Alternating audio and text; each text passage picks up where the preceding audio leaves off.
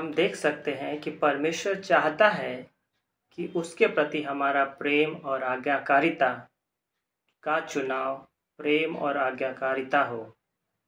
इन सब बातों को ध्यान में रखते हुए आदम को लाभों पर गौर करें। उसके पाप करने के लिए सिर्फ एक ही तरीका था और हमारे पास देखते हैं हम अपने जीवन में तो हमारे पास पाप करने के अनगिनत तरीके हैं या असंख्य तरीके हैं और हमारे जीवन में प्रलोभन के कई पेड़ हैं। उसके पास केवल एक ही पेड़ था, भले और बुरे के ज्ञान का वृक्ष का पेड़, लेकिन आदम के पास सिर्फ एक ही था।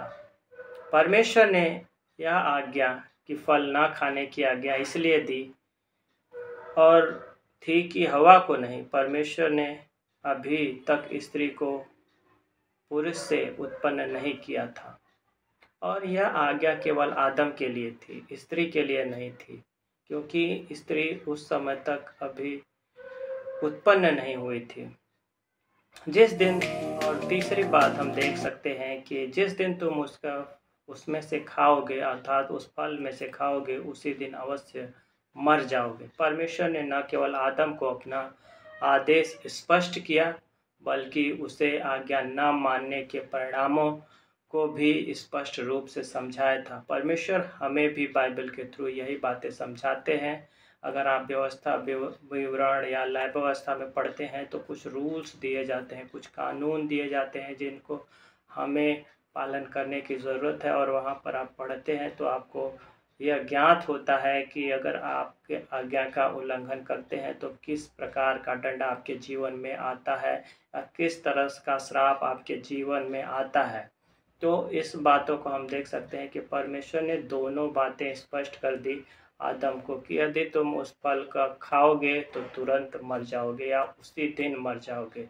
यह आज्ञा हमारे लिए भी हमने जीवन में देख सकते हैं कि उसके पास तो केवल एक पाप करने का केवल एक ही पेड़ था या प्रलोभन का एक ही पेड़ था, लेकिन हमारे जीवन में हम देख सकते हैं कि हमारे लिए पाप करने के या प्रलोभन के बहुत सारे पेड़ हैं जिनसे हमें परमेश्वर बाइबल में स्पष्ट रूप से कहा गया है कि आप ऐसे प्रलोभनों से बचे रहें। आप नए नियम में भी अब जब देखते हैं तो यही बातें आपको स्पष्ट हो जाती हैं और परमेश्वर हमें यही सिखाना चाहता है कि हम निष्कलंक और निर्दोष बने रहें।